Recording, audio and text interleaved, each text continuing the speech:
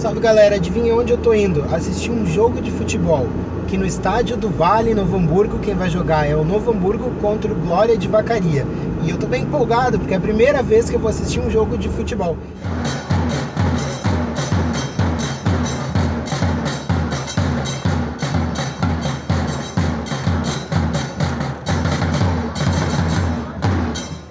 Salve galera, e olha onde é que eu tô aqui, no estádio do Vale, e olha atrás de mim tem o campo de futebol.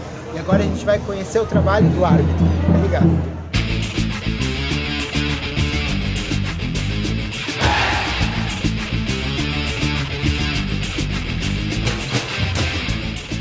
E agora, para falar da profissão de árbitro de futebol, do meu lado aqui, o Leandro. Tudo bom, Leandro? Tudo bem, tudo bem.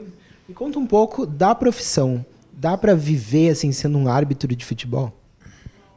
Olha, o rendimento é bem interessante, bem interessante. A gente tem alguns problemas. Eu apitei futebol 18 anos, né, cara? Comecei com 18 para 19 anos. Comecei fazendo futebol de várzea aí, os amadores aí no interior, e torneio de futsal, de futset, de tudo que... Eu sempre brinco, até bolita eu apitava, se me pagasse. Eu era guri, né, cara? Precisava de dinheiro, precisava aumentar a renda e fui buscar na arbitragem. Era da área da educação física, sempre gostei do esporte, fui buscar na arbitragem uma forma de aumentar a renda. E a gente trabalha bastante, assim, quando os outros estão descansando, a gente está trabalhando, né? Feriado, fim de semana, sábado, domingo, então a gente não tem muito esse convívio com a família, isso aí pesa bastante também. Mas a renda é uma renda interessante, cara, uma renda... Dá para sobreviver, depende do padrão de vida de cada um, né? Mas é uma renda interessante. Para padrão brasileiro aí é bem acima da média. E no Brasil existem vários árbitros famosos, de repente? Um ícone da arbitragem brasileira, digamos assim, que fez 3 Copas do Mundo seguidas é o Carlos Simon, né?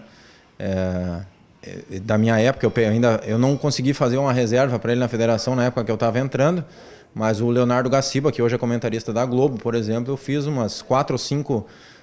Tive a oportunidade de trabalhar umas 4, 5 vezes com ele no Campeonato Gaúcho aí de árbitro reserva. Hoje em dia no Brasil aí temos alguns aí. Tem o Voaden, que é FIFA daqui do estado, né? Tem o Daronco aqui, que digamos, a bola da vez da arbitragem, né? É o cara da mídia, é o grandão, fortão. Então tá na mídia. Foi FIFA o ano passado e tem feito um bom trabalho aí. No Brasil. E para mim, o Simon é o... mundial, do Brasil, assim, em todos os tempos, é o cara que marcou a época, né, cara? Porque fez 3 Copas do Mundo seguida, então ninguém fez isso. Então o cara é acima da média. Bola na trave, não altera o placar. Bola na área, sem ninguém pra cabecear. Bola na rede pra fazer um gol. Quem não sonhou em ser um jogador de futebol? A bandeira no estádio é um estandarte. Eu visitando lá o campo de Novo Hamburgo, eu vi que tem toda uma concentração, as pessoas ficam afastadas, não tem muito contato, é assim mesmo? A rotina do árbitro, ela é uma rotina bem sozinha mesmo, cara. A gente não tem... Alguns, os mais top, os FIFA mesmo, conseguem ter um treinador, conseguem ter um personal, alguma coisa assim para treinar, mas na grande maioria das vezes, 99% dos árbitros treinam sozinhos, estudam sozinho. E a gente tem uma rotina pré-jogo e pós-jogo também, né? Quando sai a escala da federação, a gente já começa a fazer um planejamento do jogo, começa a estudar os atletas, esse atleta age assim, esse age assim. Então, para a gente já poder prever, tentar antever algumas situações que podem acontecer no jogo. Mas a gente tem todo o isolamento, em jogos de federação tem todo o isolamento de polícia também, né? Proteção à arbitragem, que na várzea não tem. Mas é uma questão, a gente tem que ter uma conduta diferenciada, digamos assim, se isolar um pouquinho do sistema para não se envolver com a equipe A ou a equipe B e gerar algum tipo de comentário, enfim, quanto mais isolado, melhor, né? O pessoal grita, juiz ladrão. Juiz, mãe, pai, tio, vizinho, todo mundo é problema. Xingamento com a arbitragem é uma cultura do brasileiro, né? Por que será? Olha, eu acredito que é o seguinte, o futebol é uma válvula de escape na sociedade, né?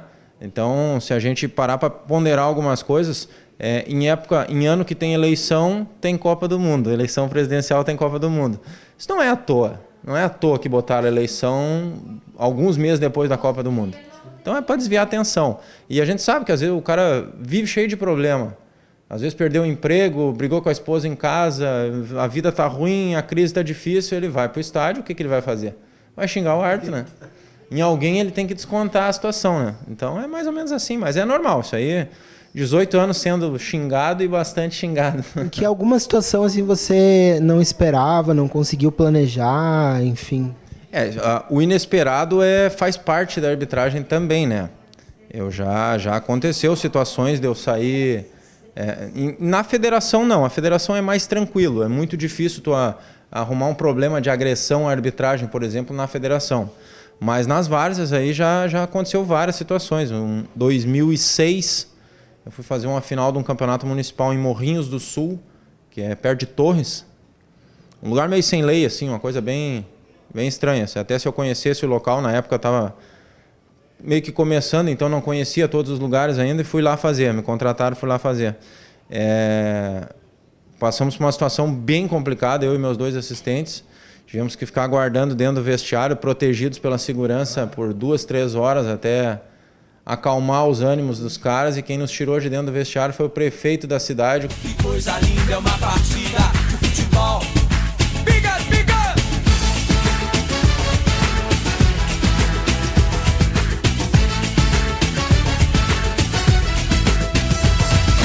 Posso morrer pelo meu time, se ele perder, que dor imenso crime. Posso chorar se ele não ganhar, mas se ele... Eu gostaria de deixar minha opinião quanto à profissionalização da arbitragem, né? Que eu acho importante. Eu apitei futebol 18 anos e não vi a profissionalização da arbitragem. Acredito que a minha geração não vai ver. Então o árbitro tem que ter o seu emprego, tem que estudar, tem que treinar fisicamente, tem que se preparar mentalmente, e ele não tem um suporte, uma estrutura por trás que lhe dê isso, lhe dê a condição de fazer isso. Então ele tem que fazer por conta. E o árbitro é mais cobrado que o atacante que perde o gol, do goleiro que tem uma falha e toma o gol. Então eu acho que no momento que tu profissionalizar, tu der uma estrutura de treinamento para o árbitro, der um salário fixo e mais uma comissão de repente por jogo, isso eu não sei como seria feito, tu poderia cobrar mais do árbitro. E assim o árbitro é amador, né? Ele não tem uma estrutura. Então eu acho que se cobra muito mais do árbitro do que de um atleta, por exemplo. O dirigente ele não vai botar a culpa no atacante dele que perdeu o gol, ele vai dizer que o árbitro não deu pênalti, né?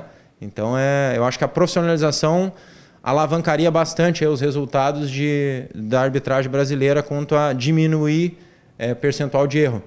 E uma segunda opinião minha também é a questão da idade do árbitro. Aqui no Brasil se querem árbitros muito novos.